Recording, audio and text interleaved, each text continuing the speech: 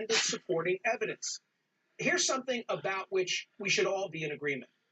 Robert Mueller is deserving of our gratitude. The former director of the FBI has dedicated most of his professional life to government service.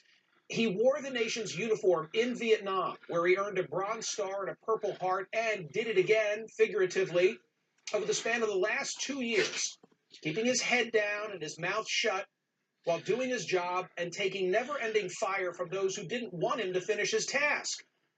That no one knew the outcome up until the time he delivered the report is a tribute to Mueller and to his staff. There's no evidence that Mueller leaked, ever, none.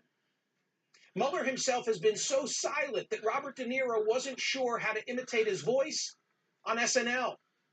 That he presumably didn't construct a case for conspiracy or collusion or obstruction doesn't mean that his efforts were in vain or that they weren't fruitful.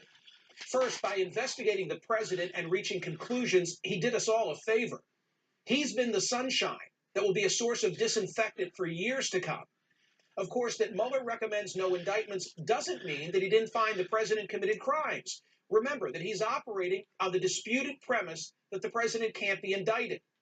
But more importantly, we would have no idea as to the mechanics and depth of the Russian hacking and meddling in our election without his investigation.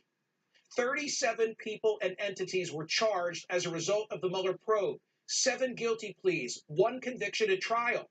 About 2/3 of them are Russians charged with hacking and meddling in the 2016 election.